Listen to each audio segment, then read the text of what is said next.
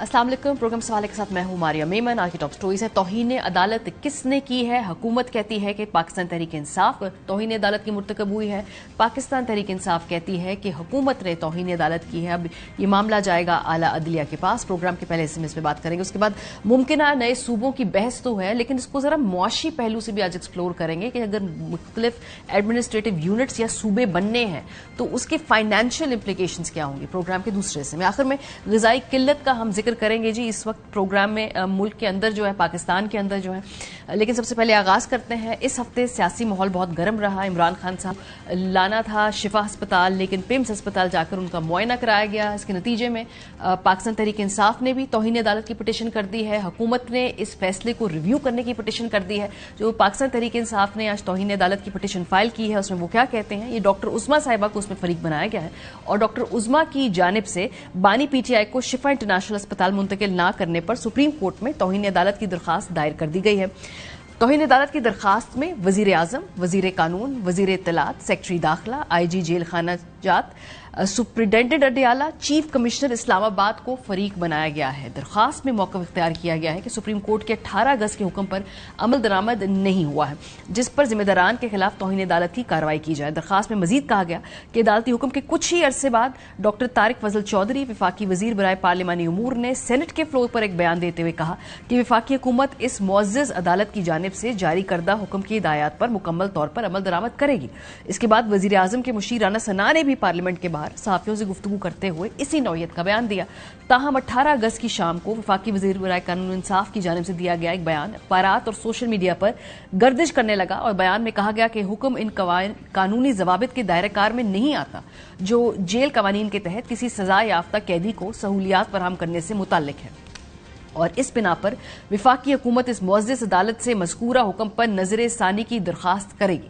20 अगस्त की रात अदालत के मुकर्ररा वक्त की मुद्दत खत्म होने से कबल डॉक्टर उज़मा और डॉक्टर फैसल सुल्तान को अडियाला जेल बुलाया गया और बताया गया कि उन्हें खान साहब के हमरा शिफा इंटरनेशनल अस्पताल ले जाया जाएगा। कई घंटे इंतजार के बाद 21 अगस्त की सुबह उन्हें अलग अलग गाड़ियों में पुलिस के भारी हिसार में रवाना किया गया। डॉक्टर उज़मा और इमरान खान को शिफा इंटरनेशनल अस्पताल की बजाय पिम्स ले जाया गया, जबकि डॉक्टर फैसल सुल्तान को अलग से शिफा अस्पताल पहुंचाया गया। पिम्स में अदालत के हुक्म के मुताबिक मुकम्मल तिब्बी मुआयना और मेडिकल बोर्ड तश्कील देने की बजाय सिर्फ आंखों का मुआयना, इंजेक्शन और ब्लड प्रेशर चेक किया गया। दरखास्त गुजार डॉक्टर उज़मा को यकीन दिलाया जाता रहा कि खान साहब को शिफा इंटरनेशनल अस्पताल मुंतकिल किया जाएगा, लेकिन बादअज़ां उन्हें वापस अडियाला जेल ले जाया गया। यूं अदालत के हुक्म के बावजूद खान साहब को शिफा इंटरनेशनल अस्पताल मुंतकिल नहीं किया गया और मतलूबा मेडिकल बोर्ड के जरिए मुकम्मल मुआयना नहीं हुआ और डॉक्टर फैसल सुल्तान को भी तबी मुआयने में शामिल नहीं किया गया। खान साहब को शिफा इंटरनेशनल अस्पताल इस्लामाबाद मुंतकिल करने से इनकार से बात बिल्कुल वाज़ेह है कि इन्होंने जानबूझकर अदालती हुक्म को नजरअंदाज करते हुए इसकी खिलाफ वर्जी की है। यह अदालती हुक्म की दानिस्ता और इरादी नाफरमानी और खिलाफ वर्जी है। कानून के अमल में मुदाखलत और अदालती कार्रवाई में रुकावट का मामला है। ये तर्ज अमल इस मुअज़्ज़ज़ अदालत के इख्तियार और वकार को मजरूह करने और अदालत को बेतौकीर, तमस्खर और तौहीन का निशाना बनाने के मुतरादिफ है। पीटीआई ने अदालत से इमरान खान को फौरी तौर पर शिफा इंटरनेशनल अस्पताल इस्लामाबाद मुंतकिल करने और वहां का तिबी मुआयना कराने की इस्तदा भी की है और दरख्वास्त में मजीद कहा गया है कि सुप्रीम कोर्ट के हुक्म पर मौसर अमल दरामद यकीनी बनाने के लिए अदालती अफसर या लोकल कमीशन मुकर्रर किया जाए। जो एक इंटरेस्टिंग बात है वो ये है कि तकरीबन इस्लामाबाद इंतजामिया और हुकूमत के इंपॉर्टेंट जो मिनिस्टर्स हैं उनको तो इस दरखास्त में नामजद किया गया है, लेकिन इंटीरियर मिनिस्टर मोहसिन नकवी साहब का नाम इस पूरी दरखास्त से वाज़े तौर पे हम देख रहे हैं गैर हाजिर है, क्योंकि पाकिस्तान तहरीक इंसाफ ने मोहसिन नकवी साहब जिनकी एडमिनिस्ट्रेटिव पावर्स हैं कि इस्लामाबाद के अंदर किधर किस तरह से पुलिस को मोबिलाइज करना है, कैसे कॉन्वॉयज डिसाइड होंगे, कौन किधर जाएगा, उसके बावजूद उसमें उनको फरीक नहीं बनाया गया। दूसरी तरफ हुकूमत जो है उसने अदालत में दोबारा इस फैसले पर नजरसानी करने की अपील भी दायर की है और दरख्वास्त में मौक़िफ़ इख्तियार किया है कि 18 अगस्त के फैसले में बुनियादी नौयत की एक कानूनी और ज़ाब्ता जाती खामी मौजूद थी, क्योंकि किसी सजा याफ्ता कैदी को इलाज के लिए अस्पताल मुंतकिल करने से मुतालिक मुकर्ररा तरीक़ेकार को नजरअंदाज किया गया है। इसी बुनियाद पर दरखास्त में कहा गया कि हुक्म नजर सानी के काबिल है।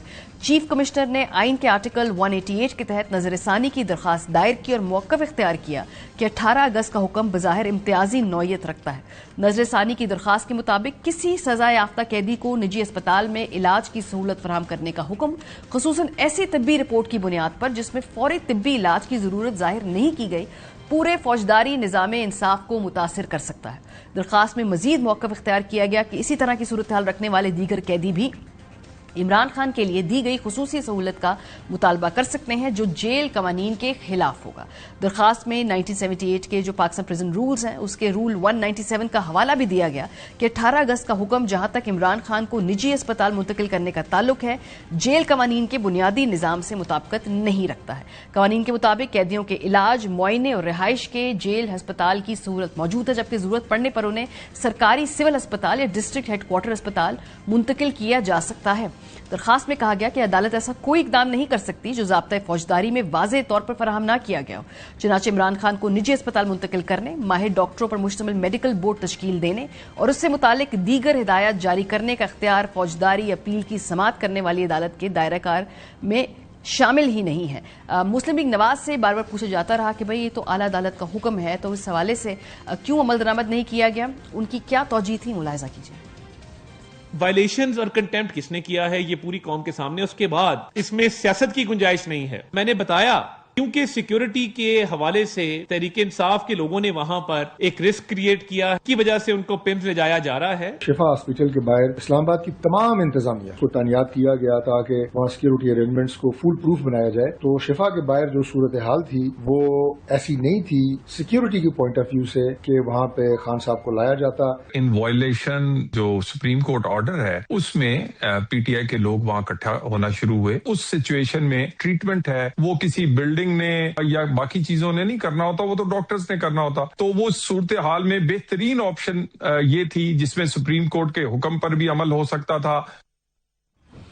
یہ ایک طرح سے حکومت کا اپنی ہی کارکردگی کے حوالے سے اعتراف بھی ہے کہ اسلام آباد جیسے شہر میں بالکل ایک اسپتال کے ارد گرد وہ سیکیورٹی کو انشور نہیں کر پائے، اس وجہ سے ان کو کسی اور اسپتال میں شفٹ کرنا پڑا۔ بھارت تحریک انصاف نے سخت موقف دیا ہے، کہا ہے کہ اس وقت سپریم کورٹ کا فیصلہ بالکل واضح ہے اور پھر آگے چل کے کسی تحریک کا بھی انڈیا دیا ہے، اس کی طرف بھی ہنٹ کیا ہے۔ ملاحظہ کیجیے۔ بڑی بدقسمتی ہے، جو کچھ ہوا اس کی توقع نہیں تھی۔ کوئی ہے جو نہیں چاہتا کہ مسائل کا کوئی حل نکلے۔ سپریم کورٹ کے آرڈر میں کسی قسم کا ابہام نہیں تھا۔ شفا انٹرنیشنل ہسپتال کے گرد کوئی ہجوم کھڑا نہیں ہوا، ایک جھوٹا بیانیہ بنایا گیا ہے وزیر اطلاعات کی جانب سے۔ یہ مقدمہ پاکستانی قوم کو لڑنا ایک پری پلانڈ معاملہ تھا، سوچ سمجھ کے انہوں نے پلان کر کے سپریم کورٹ کی کنٹیمپٹ جو ہے وہ انہوں نے کی ہے۔ پروگرام کے پہلے سے ہمارے ساتھ موجود ہے سینٹر کامران مرتضیٰ صاحب، رہنما جے یو آئی ایف کے، ساتھ ساتھ ہم یہ بھی بات کریں گے کہ جی اس وقت جو ایک گرانڈ اپوزیشن ہے اس کی طرف کیا معاملہ بڑھتا نظر آ رہا ہے۔ اختیار ولی خان صاحب ہیں، وزیر اعظم کے کوآرڈینیٹر برائے اطلاعات و نشریات، رہنما پاکستان مسلم لیگ نواز، بہت شکریہ۔ عمیر خان نیازی صاحب ہیں، MNA ہے، رہنما پاکستان تحریک انصاف کے۔ سینٹر کامران مرتضیٰ صاحب آپ سے آغاز کرتی ہوں کیونکہ باقی تو دونوں ظاہر سی بات ایک سیاسی طور پہ بھی اور قانونی طور پہ بھی آمنے سامنے پارٹیز ہیں۔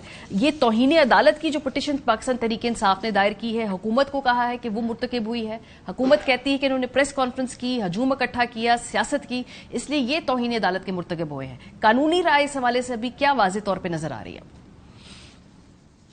اس میں ایسا ہے کہ اس کے 3 حصے بلکہ اب ہو گئے، پہلے 2 حصے تھے اس آرڈر کے۔ ایک حصہ ان کو جیل میں منتقل کرنے کا تھا اور دوسرا حصہ جو ہے انہوں نے کہا تھا کہ سیاسی بات نہ کریں۔ اب وہ جیل میں تو منتقل نہیں کیا گیا، مگر اس میں اس کو اس طرح سے مینج کیا گیا کہ اتنی ہائی کریٹ ہو جائے یا اتنے لوگ اکٹھے ہو جائیں جس میں یہ کہا جا سکے کہ جی اس وجہ سے جو ہے نا وہ ہم تو انتظام کر رہے تھے، آپ کا آرڈر جو ہے نا وہ ہم نے کمپلائی ود کرنا تھا، مگر یہ ممکن نہیں رہا گیون سرکمسٹانسز میں۔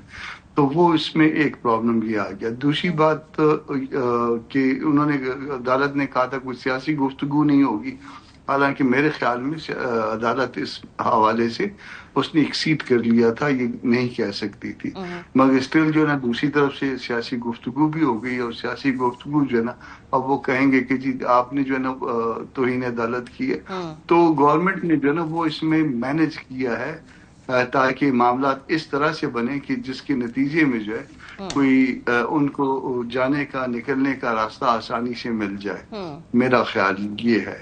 اور تو توہین عدالت کیا دونوں اطراف سے ہوئی ہے یا کسی ایک؟ پہلے چونکہ حکومت نے کر دی تو پھر جوابی طور پہ تحریک انصاف نے پھر ایک سیاسی پریس کانفرنس کر دی۔ اب توہین عدالت جو ہے وہ تو انہوں نے تو گورنمنٹل سائیڈ نے جو ہے وہ اس کو جو ہے نا اس کا راستہ بنا لیا کہ جی ہم تو کر رہے تھے، انتظامات وغیرہ کی خبریں چلانے بھی شروع کر دی. تو یہ اس طرح سے اچھا دوسری طرف سے بھی توہین عدالت آ جائے گی شاید.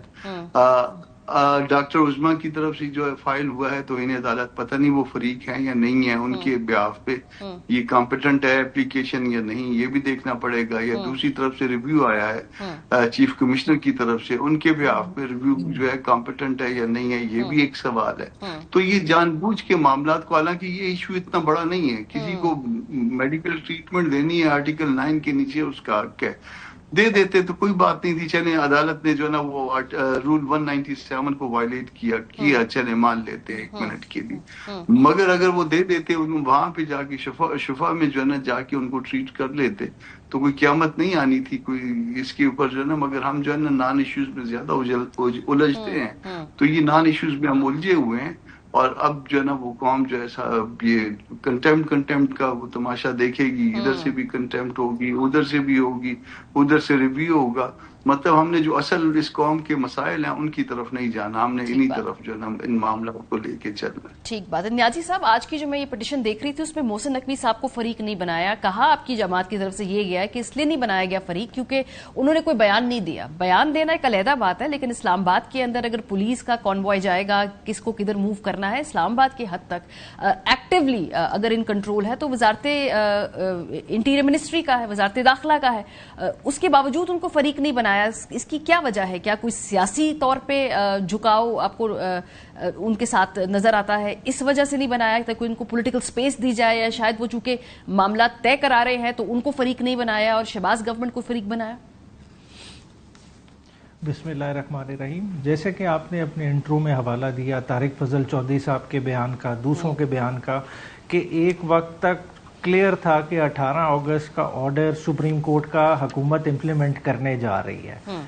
پھر جو ایک سڈن چینج آف ہارٹ ہوا جب 8:30 بجے لا منسٹر صاحب آئے، تو یہ آواز آ کس طرف سے رہی؟ یہ نون لیگ کے اندر سے آواز آئی. یہ کوئی ان کے کسی اہل آئے یا کسی اور کیبنٹ ممبر کی ڈیسیجن نہیں تھی. یہ خالصتاً نون لیگ کا فیصلہ تھا کہ ہم نے سپریم کورٹ کے آرڈر کو امپلیمنٹ نہیں کرنا، اور انہوں نے وہی کر کے دکھایا جو ریویو پٹیشن میں ان کی کنٹینشن تھی. بنیادی طور پہ ریویو پہ کوئی سپریم کورٹ نے آرڈر پاس نہیں کیا، مگر حکومت وقت نے خود سے ہی ایک آرڈر صادر کر لیا کہ ہم یہی کریں گے جو ہمارا ریویو پٹیشن میں موقف ہے، اور انہوں نے وہ کر کے دکھایا. حالانکہ عدالت کا آرڈر کیا تھا؟ عدالت کا آرڈر کلیئرلی شفٹنگ کا لفظ استعمال ہوا ہے. اس میں کوئی معائنے کا لفظ استعمال نہیں ہوا کہ خان صاحب کا آپ نے جا کے فلاں ہسپتال سے معائنہ کرانا ہے. ایک بندے کو آپ نے اڈیالہ جیل سے شفٹ کرنا ہے ایک ایسے پریمیسز میں جس کو حکومت وقت سب جیل قرار دے چکی ہے. آپ نے وہ شفٹنگ ہی نہیں کی، سب جیل میں لے کے ہی نہیں گئے. اور ایسی جگہ ہے جہاں ایک خان صاحب کا ڈاکٹر فیصل سلطان تو پہنچ جاتا ہے، مگر آپ کہتے ہیں کہ خان صاحب نہیں پہنچ سکتے. چلیں آپ کا بہانہ مان بھی لیا جاتا ہے کہ وقتی طور پہ آپ نے کہا آپ پمز لے گئے اس وجہ سے، تو بعد میں 2 گھنٹے 3 گھنٹے 4 گھنٹے بعد بھی تو لے جا سکتے تھے. صبح جب 5 بجے آپ نے خان صاحب کو واپس شفٹ کیا اڈیالہ، کیا اس وقت سب جیل میں نہیں لے جا سکتے تھے؟ تو یہ ایک پلانڈ طریقے سے کیا گیا ہے، اور اس میں پوری کی پوری نون لیگ آن بورڈ تھی، اور انہوں نے بتایا ہے کہ ہم عدالتی فیصلوں کو نہیں مانتے، اور انہوں نے دکھایا. رول 197 کا حوالہ دیا گیا، وہ بھی پوری قوم کو بے شک پڑھ کے سنا دیں.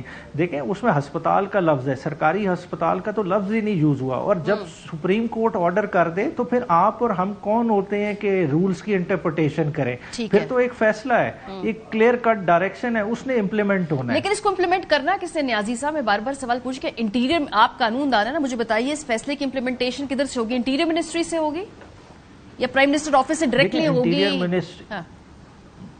دیکھیں اس میں مختلف طرح کی، دیکھیں اڈیالہ جیل کا سیٹ اپ کس کے انڈر ہے، کنٹرول ہے، اسے آپ کا پنجاب کا ہوم ڈپارٹمنٹ کنٹرول کر رہا ہے. ٹھیک ہے، آپ کی پولیس ہے انٹیریئر کے انڈر ہے جو لے کے آ رہی ہے، پمز تک لے کے آ گئی. پھر وہاں ڈاکٹرز کو کس نے اسمبل کرایا؟ ہیلتھ منسٹری کی انوالومنٹ ہے، آپ کی کیبنٹ کی انوالومنٹ ہے. کس نے ان کو فورس کیا کہ خان صاحب کی بس آنکھ کا معائنہ کر کے مریض کو ایڈمٹ ہی نہ کرو، مریض کو واپس کر دو؟ وہ کس کے اینڈ پہ وہ نیگلیجنس ہے. یہ بہت ساری چیزیں کس کے, میں یہ جاننا چاہوں قانونی طور پہ, کیونکہ آپ نے اس میں ہیلتھ منسٹری کی بات کی, اس میں ہیلتھ منسٹر نامزد نہیں ہے, آپ نے اڈیالہ کی بات کی, اس میں آپ نے پنجاب گورنمنٹ کو نامزد نہیں کیا, انٹیریئر منسٹری کی آپ نے تیسری بات کی, اس کو بھی نامزد نہیں کیا ہے. تو میں واقعی سمجھنا چاہ رہی ہوں کہ انتظامی طور پہ کس کی یہ ذمہ داری تھی کہ اس کورٹ آرڈر کو امپلیمنٹ کرنا تھا؟ دیکھیں کنٹیمپٹ میں ہمارا کام کیا تھا کہ ہم نے بتا دیا کہ 18 اگست کا آرڈر کمپلائی نہ ہوا. اب کورٹ کا کام ہے, دیکھیں کورٹ نے پہلا کیا دیکھنا ہے کہ کنٹیمپٹ بنتی ہے کہ نہیں. جب کنٹیمپٹ بنتی ہے تو کورٹ کسی کو بھی بلا سکتی ہے. یہ ہماری ثوابدید نہیں ہے کہ ہم چاہیں گے کہ صرف شہباز شریف کو سزا ہو.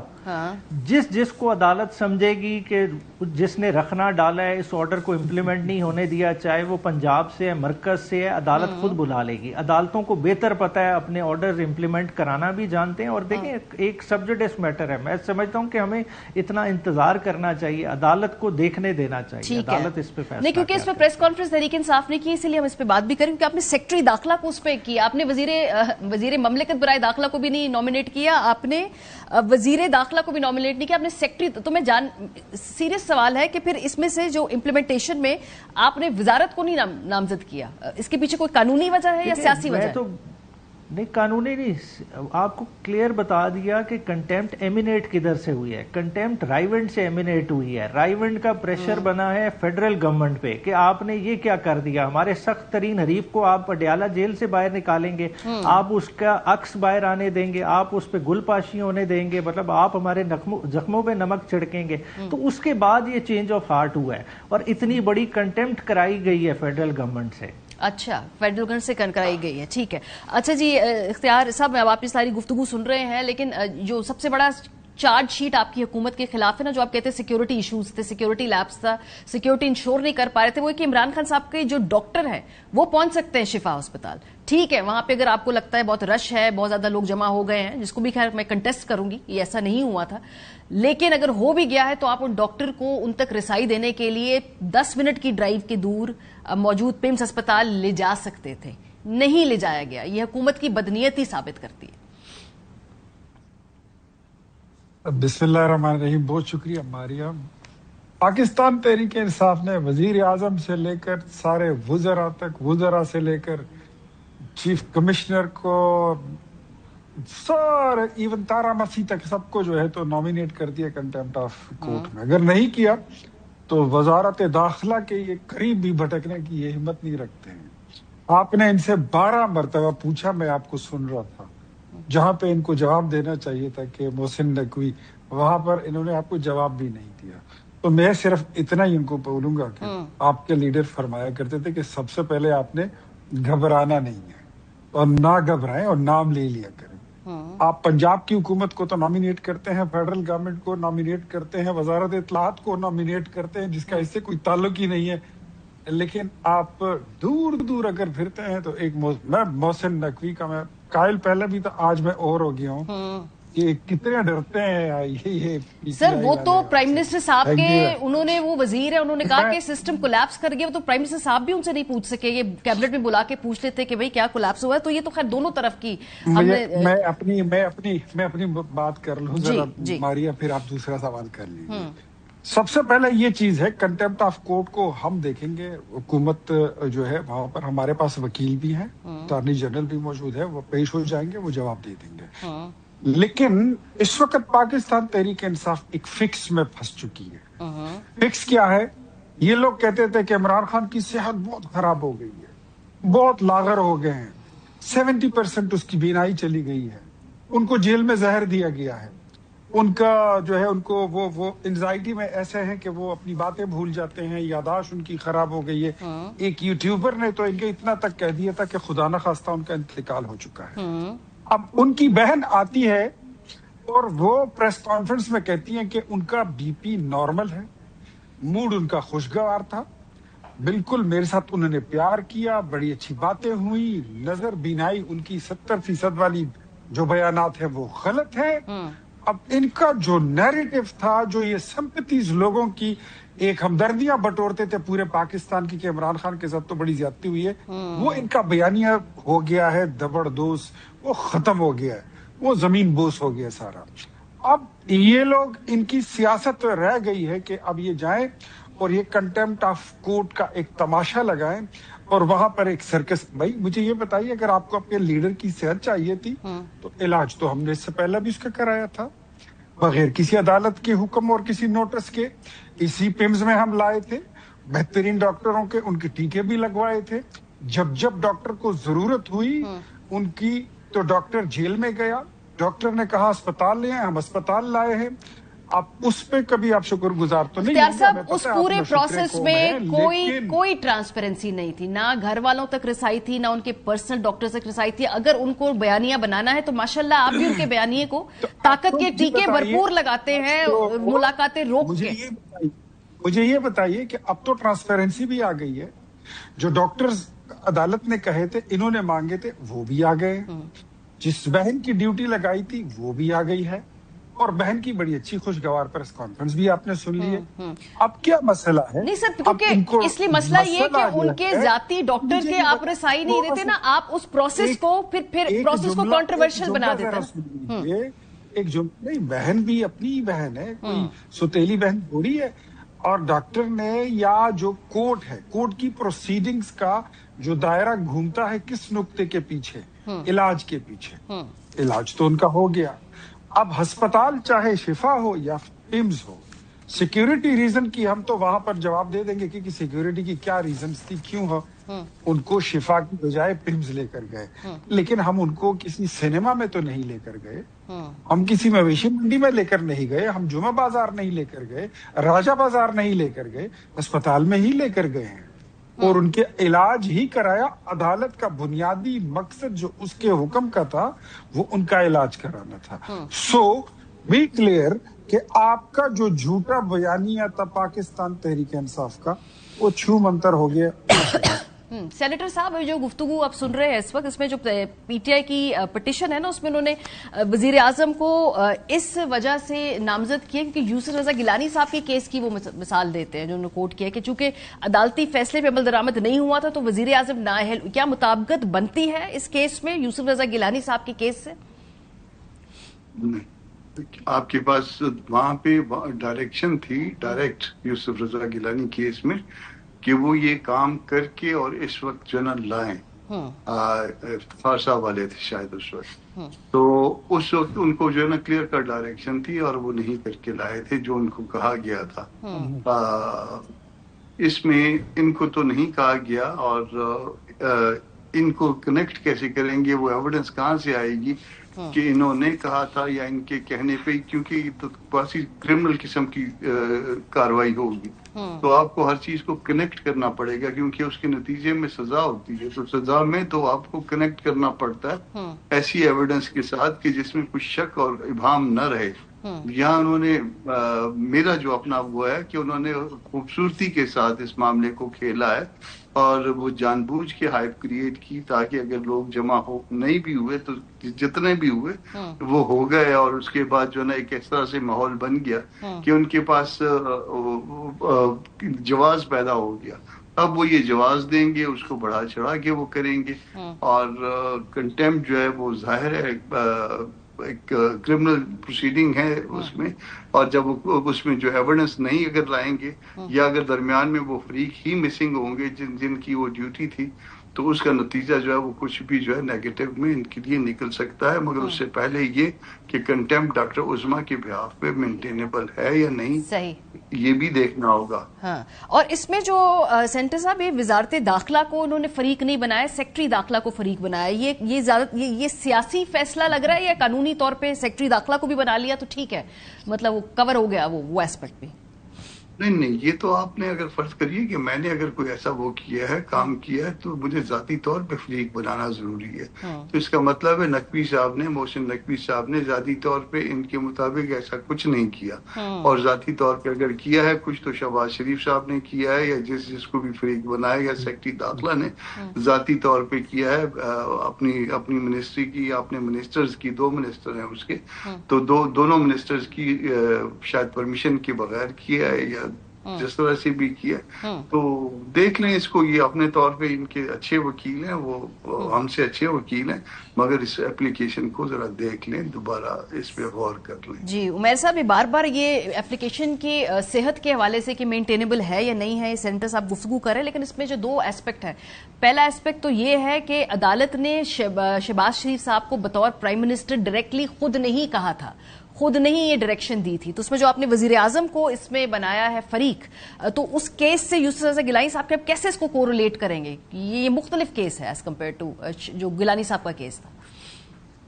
ہاں جی, ایک تو جہاں تک عظمی بازی والا سوال ہے, دیکھیں بنیادی پٹیشن انہی کی تھی, اسلام آباد ہائی کورٹ سے ڈیسائیڈ ہوئی, اسی کو عظمی بازی نے آگے سیل کیا, تو کنٹیمپٹ وہ موو کر سکتی ہیں, وہ والا ہرڈل نہیں آئے گا. اور جہاں تک سپریم کورٹ کے آرڈر کا تعلق ہے, اس میں جگہ جگہ ورڈ گورنمنٹ یوز ہوا ہے. گورنمنٹ کوئی اسٹینڈ الون اینٹی نہیں ہے, گورنمنٹ کانسٹیٹیوٹ کرتی ہے prime minister and its cabinet. تو مصطفیٰ امپیکٹس کا کیس اپلائی کرتا ہے سپریم کورٹ کو, ججز کو اس چیز پہ کلیئرٹی ہے. تو چلیں, یہ تو شہباز شریف صاحب کو پریشانی ہونی چاہیے, وہ موقف اس وقت آئے گا, وہ چیزیں دیکھ لی جائیں گی. بنیادی طور پہ یہ کنٹیمپٹ پروسیڈنگز ہیں, کورٹ نے اپنا آرڈر امپلیمنٹ کرانا ہے, اور انہوں نے دیکھنا ہے کہ سبسٹینشل اس کی کمپلائنس ہوئی ہے نہیں ہوئی, تو وہ آنے والے دنوں میں بالکل کلیئرٹی کے ساتھ پتہ چل جائے گا. جو سیاسی گفتگو ہوئی اگلے دن, جو پریس کانفرنس ہوئی, کیونکہ اب حکومت اس کو جواز بنائے گی کہ کورٹ آرڈر میں یہ بھی لکھا تھا کہ کوئی سیاسی گفتگو نہیں ہوگی, کیا وہ سیاسی گفتگو کی جانی چاہیے تھی یا پھر اس کو سب کچھ عدالت کے سامنے ریٹن فارم میں دینا چاہیے تھا؟ یہ بھی اس حوالے سے ایک بحث ہے, قانونی بحث ہے. اچھا, بالکل آپ نے بڑا ٹھیک پوائنٹ آؤٹ کیا. عدالت نے خان صاحب کی میڈیکل رپورٹس کے حوالے سے بات کی کہ ان کو نہیں ڈسکس کیا جائے گا, اس پہ کوئی پوائنٹ سکورنگ نہیں کی جائے گی. ادھر تو میڈیکل جو ایگزامینیشن کی ہم بات کریں, شفٹنگ کا پروسیس ہی نہیں ہوا, پراپر میڈیکل ہی نہیں ہوا. جس کی پریزنس میں ہونا تھا وہ ڈاکٹر خان صاحب کا پرسنل فزیشین جو انٹرنل میڈیسن کا ایکسپرٹ ہے, وہ تو شفا انٹرنیشنل بیٹھا رہ گیا ایک کمرے میں.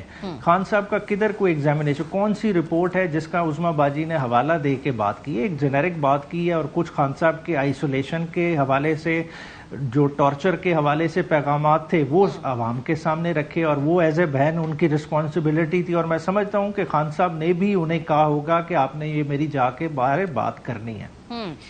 یعنی آپ کے نزدیک یہ توہین نے, اس کورٹ کے آرڈر کی توہین نہیں ہوئی, وہ جو پریس کانفرنس اگلے دن ہوئی ہے, کیونکہ اس کے اندر ان کی صحت کے حوالے سے بھی بات ہوئی اور سیاسی گفتگو بھی ہوئی ہے, جو اسپیسیفکلی کورٹ جو خدشہ تھا کہ یہ ہوگی باہر آ کے, تو یہ توہین نہیں ہوئی ہے. دس از واٹ. دیکھیں, بالکل دیکھیں, کورٹ نے جو انڈرٹیکنگ پی ٹی آئی سے لی, کو خالی عظمی بازی سے نہیں لی, پوری پی ٹی آئی سے لی. وہ کس بات کی لی کہ دیکھیں کوئی بھی میڈیکل رپورٹ کسی طرح کی آ سکتی تھی, اس میں بڑا ڈیمیجنگ چیزیں بھی ہو سکتی اگر پراپر ایگزامینیشن ہوتا. ابھی تو ہم کہہ رہے ہیں وہ پروسیس ہی نہیں ہوا. اگر ہوتا اور اس کو کوئی ایک فریق باہر استعمال کرنے لگ جاتا کہ جی اس طرح سے عمران خان کے ساتھ کیا ہے, پہلے یہ صحت تھی, یہ اس طرح سے ہو گیا, اس چیز سے عدالت نے روکا کہ پروسیس اسکینڈلائز نہ ہو. عدالت نے ایک چیز کی کوگنیزنس لی, اس کو لاجیکل اینڈ پہ بھی عدالت نے لے کے جانا. دیکھیں ادھر ایک سمجھنے کی بات ہے کہ یہ پارٹ ہرڈ میٹر ہے. سپریم کورٹ نے دونوں سائیڈوں کا موقف لکھا ہے. جو فیڈرل گورنمنٹ کے اعتراضات تھے وہ بھی نوٹ ڈاؤن کیے, اور انہوں نے کہا 16 تاریخ پہ ہم اس کو فائنل فیصلہ کریں گے. تو ابھی چیز ہاف بیکڈ ہے. اس چیز کو جو ہے نا ایک اوپن میں ڈسکس کرنے سے روکنے کے لیے وہ چیز کی گئی. جو پریس کانفرنس کی گئی اور جو آرڈر کا کانٹیکسٹ ہے وہ ٹوٹلی ڈفرنٹ ہے. ٹھیک ہے. اچھا اختیار صاحب, اب حکومت ایک طرف مذاکرات کی دعوت دے رہی ہے, وزیر اعظم صاحب نے پچھلے ہفتے بھی کہا کہ بیٹھے بات کریں, تو پھر دوسری طرف ہم نے دیکھا کہ کورٹ آرڈر کو امپلیمنٹ تو آپ کرتے ہیں, لیکن اس کو اتنا گھما کر, اتنے کنٹروورشل, ایک سیاسی طور پہ وہ ایک تھیٹر بن جاتا ہے, اس کے بعد وہ امپلیمنٹ ہوتا ہے. تو پھر کانفیڈنس بلڈنگ معیار کہاں ہے؟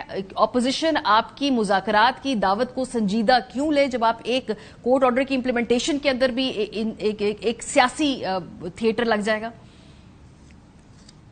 کہ عدالت, سزا, جزا, یہ چیز ایک الگ بات ہے, یہ ایک الگ سبجیکٹ ہے. عمران خان کو عدالت نے سزا سنائی ہے, حکومت نے نہیں سنائی. عمران خان کو 190 ملین پاؤنڈ کی سزا شہباز شریف نے یا نواز شریف نے نہیں سنائی ہے, وہ عدالت نے سنائی. ان کے اگینسٹ پروسیڈنگز ہوئی ہیں, ان کی مسز کو بھی.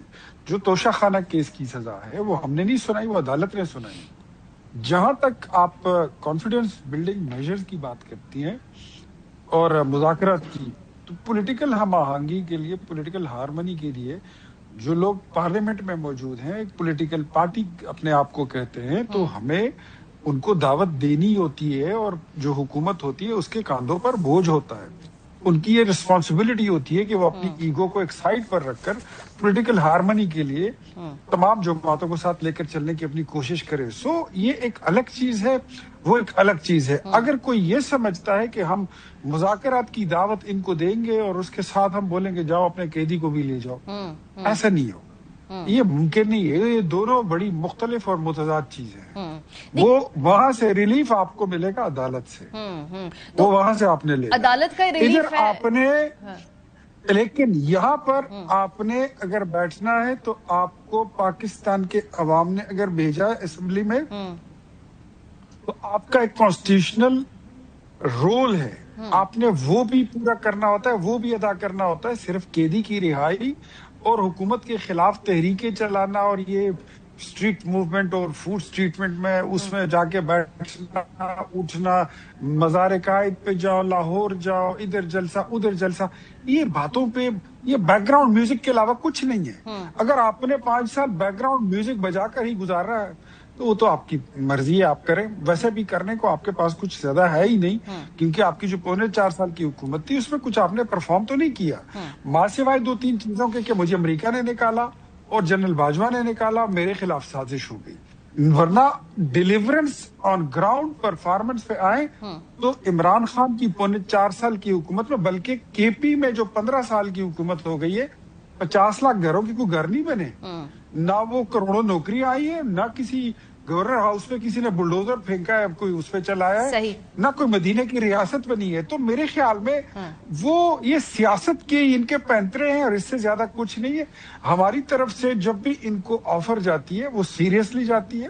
اسپیکر نے فلور آف دا ہاؤس بھی کہہ دیا کہ آپ لوگ آئیں میرے پاس، اور اسپیکر نے یہ بات مجھے بتائی تھی خود کہ محمود جگزئی صاحب اور علامہ راجہ ناصر عباس صاحب یہ آج تک میرے پاس مذاکرات کے لیے اس کو شروع کرنے کے لیے ابھی تک انہوں نے رابطہ کیا ہی نہیں ہے. ٹھیک ہے، یہ مذاکرات والی جو بات ہے یہ صرف ٹی وی کے ٹاک شوز کی زینت کے لیے ہے. ٹھیک ہے، فلور آف دا ہاؤس ان کی لیڈرشپ کو کئی بار اسپیکر نے فلور دیا، لیکن یہ مذاکرات کی بات نہیں کرتے. سو دے آر not serious. ٹھیک ہے سینیٹر صاحب، اس پوری سیگمنٹ کو سمیٹتے ہوئے آخری سوال ہے جو مشترکہ اپوزیشن کا ہمارے سامنے ہمیں دیکھا کہ ایک پریس کانفرنس ہوئی، مولانا صاحب نے آگے بڑھے بھی ہیں، اس کا کوئی خاکہ ابھی آیا ہے؟ کیا یہ پارلیمان کی حد تک ہوگا یا یہ کسی احتجاجی تحریک میں بھی بدل سکتا ہے؟ یہ جو مشترکہ اپوزیشن کا کانسیپٹ ہے یہ فی الوقت تو اس میں طے یہی ہوا ہے کہ یہ صرف پارلیمان کی حد تک رہے گا، یعنی قومی اسمبلی کی حد تک اور سینٹ کی حد تک. ایون اس معاملے کو جو ہے ہم ایکسٹینڈ صوبوں کی حد تک بھی نہیں کر رہے، کیونکہ صوبوں کی حد تک بھی اگر چلے جائے تو اگر فرض کر لیجیے خیبر پختونخوا ہے تو وہاں وہ پی ٹی آئی گورنمنٹ میں ہے، ہم اپوزیشن میں، تو وہ پھر پاسبل نہیں ہوگا. تو یہاں ہم نے تعاون کا جو ہے ارادہ کیا ہے کہ آپس میں مل جل کے ہر اجلاس سے پہلے اور اجلاس کے دوران جو ہے آپس میں مل جل کے صلاح کے ساتھ لیجسلیشن کے حوالے سے کوئی بہتر رول تاکہ ہمارا ہو. تو اس کو فی الوقت یہیں تک رکھیے، اس کے بعد اگر کوئی ڈیولپمنٹ ہوگی تو ظاہر ہے وہ پھر آپ کے سامنے رکھیں گے. صحیح، بہت شکریہ ہمارے تینوں مہمانوں کا. بریک پہ جائیں گے، جب آئیں گے نئے صوبوں کی بحث جاری. ذرا اس کو ہم معاشی پہلو سے، فائنینشیل ایسپیکٹ سے دیکھیں گے کہ اگر نئے ایڈمنسٹریٹو یونٹس بنتے ہیں تو پھر اس کا خاکہ کیا ہوگا کہ اس کے اندر جو ہے مالی طور پہ اور انتظامی طور پہ اس کو چلایا جا سکے. بریک کے بعد ہمارے ساتھ رہیے. Welcome back. پاکستان میں نئے صوبوں کی بحث چھڑ چکی ہے. اگر ہم یہ کہیں کہ انٹینشنلی چھیڑ دی گئی ہے، لیکن ابھی تک اس کا ہر لحاظ سے جائزہ لیا جا چکا ہے. سیاسی طور پہ بطور کانسیپٹ یہ کس طرح کا آئیڈیا ہے، لیکن جو اس میں ہم نے دیکھا ہے کہ جو فائنینشیل اختیارات ہیں، جو فائنینشیل اس کا اسپیکٹ ہے، اس سے کیا فرق پڑے گا، آج اس پہ بات کریں گے پروگرام کے سلسلے میں. بزنس ریکارڈر میں عتیق الرحمان صاحب کو بڑا دلچسپ مضمون ہے اور اس کے مطابق پاکستان میں نئے صوبوں کے قیام پر جاری بحث دراصل طرز حکمرانی، نمائندگی اور سیاسی و مالی اختیارات کی تقسیم سے متعلق بحث ہے. اگرچہ مزید صوبوں کے قیام سے انتظامی فاصلے کم کرنے اور علاقائی مطالبات پورے کرنے میں مدد مل سکتی ہے، تاہم اس سے عوامی خدمات یا ترقیاتی نتائج میں خود بخود بہتری نہیں آئے گی جب تک اختیارات کو بااختیار مقامی حکومتوں کے ذریعے نچلی سطح تک منتقل نہ کیا جائے. اصل چیلنج یہ نہیں ہے کہ پاکستان میں کتنے صوبے ہونے چاہیے، بلکہ یہ ہے کہ اختیارات، وسائل اور جواب دہی کو شہریوں کے کتنے قریب لایا جا سکتا ہے۔ اس کے لیے دو راستے ہو سکتے ہیں۔ پہلا راستہ یہ ہے کہ مزید صوبے تو قائم کر دیے جائیں لیکن موجودہ طرز حکمرانی برقرار رکھا جائے۔ ہر نئے صوبے کے لیے وزیر اعلیٰ، کابینہ، اسمبلی، سیکریٹریٹ، محکمے، پولیس کا نظام، ریگولیٹری ادارے اور وسیع انتظامی ڈھانچہ درکار ہوگا۔ اس سے مستقل نوعیت کے جاری اخراجات میں اضافہ ہوگا لیکن بہتر عوامی خدمات کی کوئی ضمانت نہیں ہوگی۔ یوں پاکستان کے پاس صوبائی دارالحکومت تو زیادہ ہو جائیں گے مگر اختیارات کا ارتکاز بدستور برقرار رہے گا۔ دوسرا راستہ زیادہ مؤثر ثابت ہو سکتا ہے جہاں نئے صوبوں کا قیام معاشی اور انتظامی اعتبار سے قابل جواز ہو۔ وہاں اسے ایک وسیع تر 3 سطحی نظامی حکمرانی کا حصہ بنایا جائے جس میں وفاق، صوبوں اور مقامی حکومتوں کی ذمہ داریاں واضح طور پر متعین ہوں۔ لہٰذا اصلاحات کے اگلے مرحلے میں علاقائی حدود کی اثر نو تشکیل سے پہلے اور اس کے ساتھ ساتھ اختیارات اور مالی وسائل کی نچلی سطح تک منتقلی پر توجہ مرکوز کی جانی چاہیے۔ ٹیکس وصولی اور اخراجات کے حوالے سے وفاق، صوبوں اور مقامی حکومتوں کی ذمہ داریاں واضح طور پر متعین ہونی چاہیے۔ قومی مالیاتی کمیشن اور صوبائی مالیاتی کمیشنوں کے درمیان تعلق بھی مضبوط کرنے کی ضرورت ہے تاکہ مالی وسائل صرف صوبائی سطح تک محدود نہ رہیں بلکہ قابل پیش گوئی اور شفاف نظام کے تحت مقامی حکومتوں تک بھی منتقل ہو۔ دوسری اصلاح کے طور پر ایک آزاد صوبائی تنظیم نو کمیشن قائم کیا جانا چاہیے جس میں ماہرین اقتصادیات، آئینی ماہرین، پبلک فائنانس کے ماہرین، منتظمین اور علاقائی نمائندے شامل ہوں۔ ایک ساتھ متعدد نئے صوبے بنانے کی بجائے کمیشن آبادی، جغرافیے، معاشی استعداد، مالی گنجائش، انتظامی نظم و نسق، نمائندگی اور عوامی خدمات کی ضروریات کی بنیاد پر مختلف علاقوں کا جائزہ لے سکتا ہے۔ لہٰذا پاکستان کو نہ تو نئے صوبوں کے قیام کو مستقل طور پر مسترد کرنا چاہیے اور نہ ہی اسے تمام مسائل کا خودکار حل سمجھنا چاہیے۔ ممکن ہے بعض اضافی صوبوں کا قیام سیاسی، انتظامی اور معاشی اعتبار سے موضوع ثابت ہو لیکن فیصلہ کن پیمانہ یہ ہونا چاہیے کہ آیا ان کے نتیجے میں وسائل کے بہتر استعمال، جواب دہی، معاشی مواقع اور عوامی خدمات کی فراہمی میں بہتری آتی ہے یا نہیں۔ پاکستان کو شاید مزید صوبوں کی ضرورت ہو لیکن اسے یقینی طور پر اختیارات کی مزید گہری نچلی سطح تک منتقلی کی ضرورت ہے۔ نئی حد بندی صوبائی دارالحکومت تک فاصلے کو کم کر سکتی ہے لیکن ریاست اور شہری کے درمیان فاصلہ صرف بااختیار ادارے ہی کم کر سکتے ہیں۔ اگر پاکستان اپنے صوبائی نقشے کی اثر نو تشکیل کرتا ہے تو اسے بیک وقت اس کے نیچے اختیارات، وسائل اور جواب دہی کی تنظیم کا نظام بھی اثر نو ہے اس کو کرنا ہوگا۔ ہمارے ساتھ پروگرام کے سلسلے میں شہباز رن صاحب موجود ہیں، مہتاب حیدر صاحب موجود ہیں، دونوں ماہر ہیں معاشی امور کے۔ بہت شکریہ آپ دونوں حضرات کا۔ شہباز، میں اس پورے والے سے گفتگو سیاسی طور پہ، لنگوسٹکلی، کلچرلی، ہر لحاظ سے سن رہی ہوں۔ جو مجھے اس کا فائنینشیل ایسپیکٹ ہے نا ذرا وہ سمجھانے کی کوشش کریں۔ پہلا تو سب سے بڑا اعتراض اس پہ یہ ہے کہ جب ہم زیادہ صوبے یا ایک صوبے کو چھوٹے ایڈمنسٹریٹو یونٹس پہ توڑیں گے تو خرچہ بڑھ جائے گا۔ ہر وزیر اعلیٰ ہوگا، سیکریٹریٹ ہوگا، تنخواہیں ہوں گی، بیوروکریسی کا بوجھ ہوگا، شاید نچلے سطح پہ مزید عدالتیں بھی قائم کرنی پڑے تو یہ تو بل بڑھ جائے گا حکومت کا۔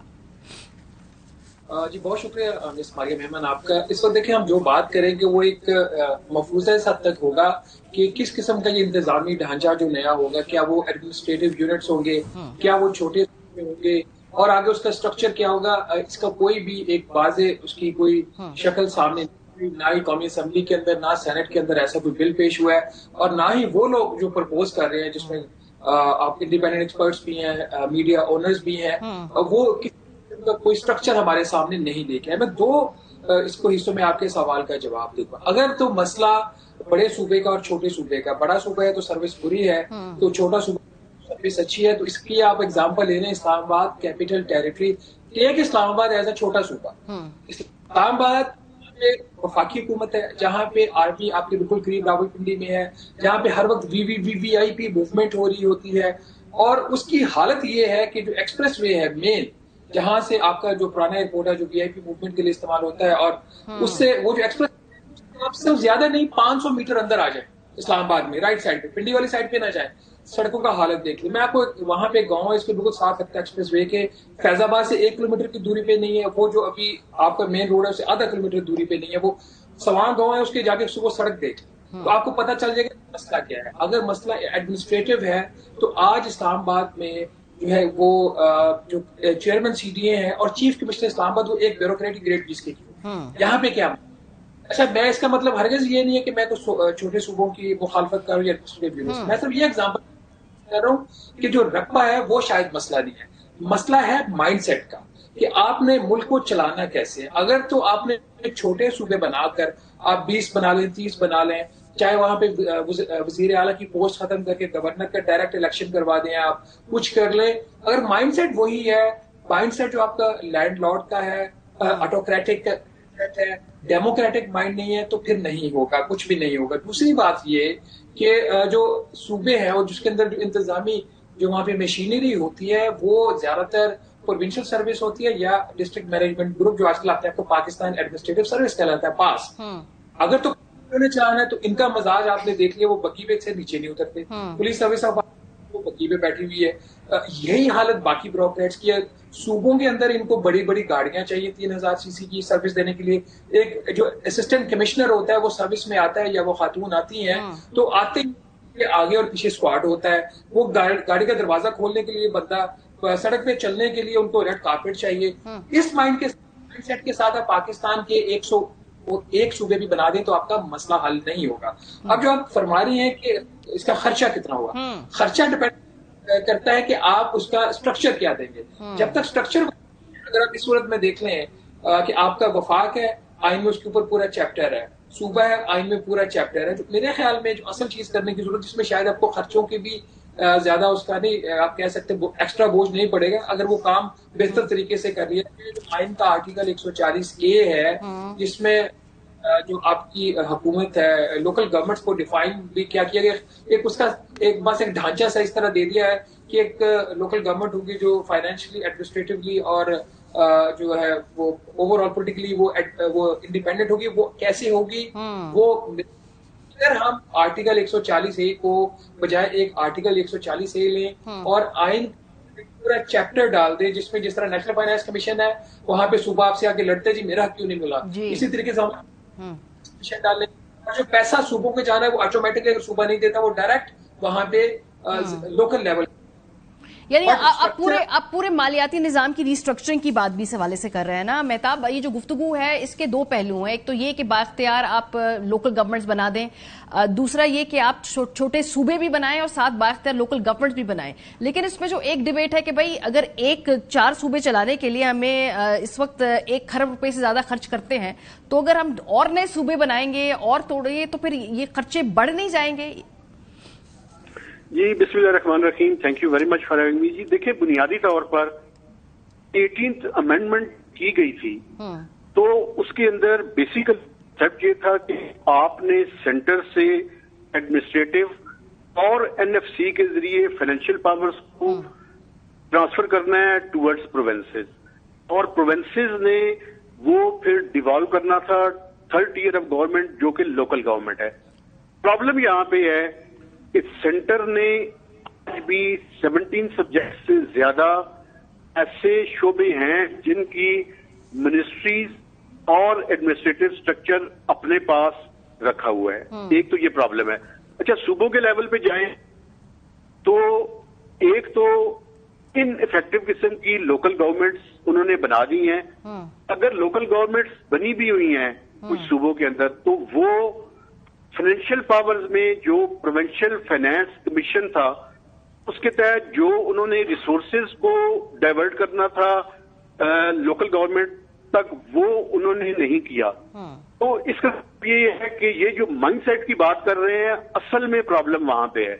اچھا, آپ اگر ایڈمنسٹریٹو یونٹس زیادہ بھی کر دیں لیکن کیا صوبوں کے اندر اس ٹائم یہ چیز موجود ہے, اس چیز کی اہمیت ان کے سامنے ہے کہ انہوں نے PFCs بنانے ہیں اور وہ PFCs جس طرح سے وہ صوبوں سے مرکز سے پیسے لے رہے ہیں اسی طرح سے وہ پیسے انہوں نے نیچے ڈائیورٹ کرنے ہیں, وہ سوچ نہیں ہے. بلکہ سوچ کیا ہے, سوچ یہ ہے کہ آپ کے پاس ایزی منی آ گئی ہے, آپ نے جہاز خریدنا ہے, آپ نے اپنے جو اخراجات ہیں ان پہ آپ کی جس حد تک اکاؤنٹیبلٹی ہونی چاہیے وہ نہیں ہے. اور ایک مثال میں آپ کو اور دیتا ہوں.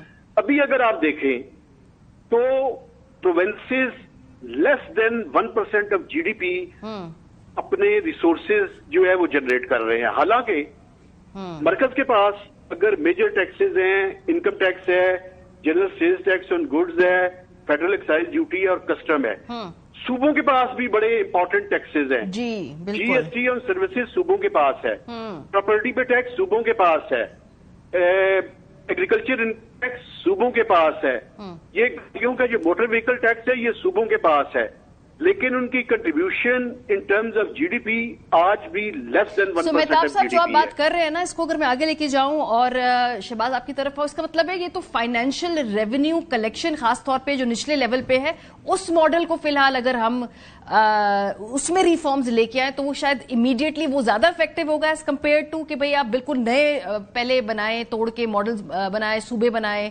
यूनिट्स पे डिवाइड करें, ये ज्यादा आसान और ज्यादा इस वक्त वक्ती तौर पे बेहतर इक़दाम होगा। देखिए, जो असल बात यह है कि इस पे आपके सवाल का जवाब देने से पहले एक चीज जो है वो वाज़ेह हो जानी चाहिए। प्रॉब्लम का वो डायग्नोसिस है उसका वो बिल्कुल अच्छा है कि वो ये करेक्ट डायग्नोसिस हुआ है कि जो सर्विस डिलीवरी है वो आम तक नहीं पहुंच रही। इस्लामाबाद में कैपिटल सिटी से वजीर आजम के दफ्तर से 10 किलोमीटर दूर नहीं पहुंच रही। अब बाकी तो छोड़ दे, इस्लामाबाद जिसको पाकिस्तान कहा जाता है वहां पे सर्विस डिलीवरी पुअर है, जो माइंडसेट की बात है। अच्छा, ये तो हो गया आपका डायग्नोसिस की, आपको 100 के में से 100 मार्क्स मिल गए। अब आ जाते हैं सोल्यूशन की तरफ। क्या सोल्यूशन जो है वो छोटे सूबे हैं, क्या सोल्यूशन एडमिनिस्ट्रेटिव यूनिट्स है, या आपका सिस्टम है, इसको बेहतर आईनी तौर पर उसको गारंटी करके उसको बेहतर करने की जरूरत है। अब 80 साल हो गए, हम अभी तक तजर्बे कर रहे हैं, तो बेहतर ये होगा कि जो कॉन्स्टिट्यूशन का जो बुनियादी फ्रेमवर्क है उसके अंदर जो ढांचा दिया गया है उसको अगर उस ढांचे के अंदर जो अभी मेहताब भी बात करें तो मेरा भी यही पॉइंट है कि जो ऐसी टैक्सेस जो इवन के प्रोविंशियल गवर्नमेंट कलेक्ट कर रही हैं वो उनका भी काम, वो जिले हुकूमतों का काम है, वो जो लोकल बॉडीज है उनका काम है। अगर जिले से पैसा इकट्ठा होके जिले पे लगेगा तो उसका फायदा होगा। गैस की एग्जांपल आप ऐसे ले लीजिए कि सिंध के किसी एक जिले से उनको गैस के ऊपर आईनी तौर पर उसको एक रॉयल्टी मिलती है उस सूबे को। अब वो जो रॉयल्टी सूबे को जा रही है वो जिले को चली जाए।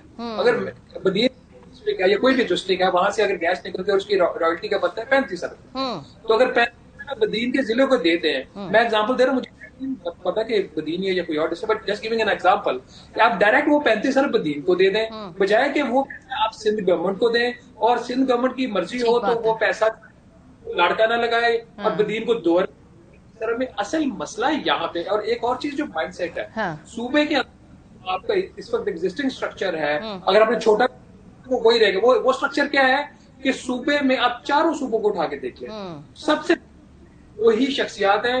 एक का नाम होता है वजीर आला, ओहदे का चीफ सेक्रेटरी, ठीक है, बना के 32 वज़राए आला या 32 गवर्नर। वो ये आप मॉडल, वो प्रॉब्लमेटिक मॉडल को रेप्लिकेट करते जाएंगे। मेहताब साहब, क्विकली आखिर में आपसे पूछना चाहूंगी, एक और तजवीज भी थी जी कि जैसे कराची हो जाए, गवादर हो जाए, कुछ लोगों को फेडरली एडमिनिस्ट्रेटिव हम यूनिट बना दें, इसकी फाइनेंशियल इम्प्लीकेशंस क्या होंगी? क्या ये मालियाती तौर पे ये डिसीजन कैसा है?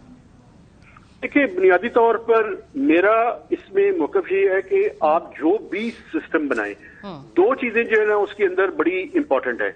एक तो ये है कि आपको सर्विस डिलीवरी जो है वो इफेक्टिव करनी पड़ेगी, चाहे आप छोटे यूनिट बना के करें या कुछ एरियाज को आप अगर फेडरल उसकी टेरिटरी के अंदर लेके आना चाहते हैं।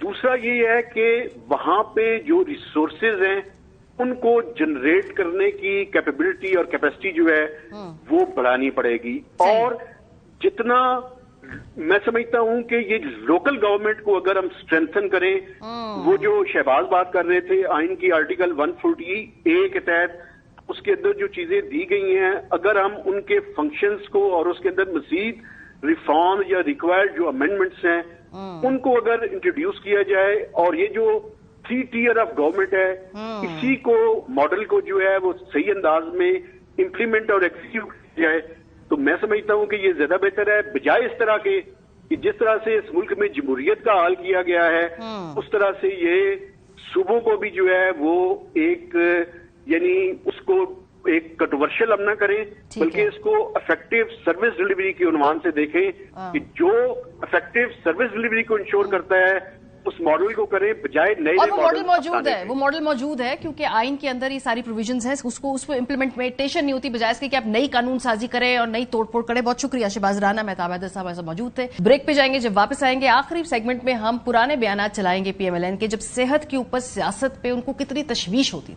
ब्रेक के बाद हमारे साथ रहिए। वफाकी हुकूमत कहती है कि इमरान खान साहब की सेहत बिल्कुल ठीक है और इस वक्त अपोजिशन को सेहत पर सियासत नहीं करनी चाहिए। वक्त का पहिया कितना बेरहम है। आज से चंद साल पहले जब इसी तरीके से नवाज शरीफ साहब की सेहत के हवाले से PMLN तशवीश का इजहार करती थी तो उस वक्त की तहरीक इंसाफ की हुकूमत उसको प्ले डाउन करती थी और उस वक्त फिर नून लीग को सेहत पे सियासत करने की कितनी फिक्र होती थी, आपको सुनवाते हैं। सेहत का मामला सबसे ऊपर है।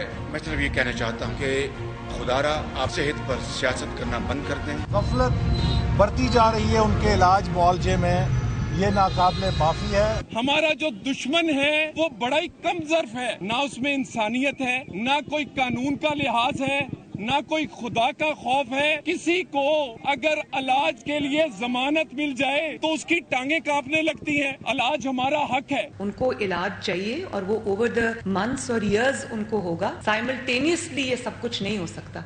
तो 6 हफ्ते में तो भाई खांसी और जुकाम का इलाज नहीं होता। अल्लाह ताला से दुआ करनी चाहिए कि अगर दुश्मन भी मिले तो वो कम ज़र्फ ना मिले, वो भी ज़र्फ वाला और इज्जत वाला मिले। ये वक्त बदलते देर नहीं लगती। बिल्कुल ठीक बात है।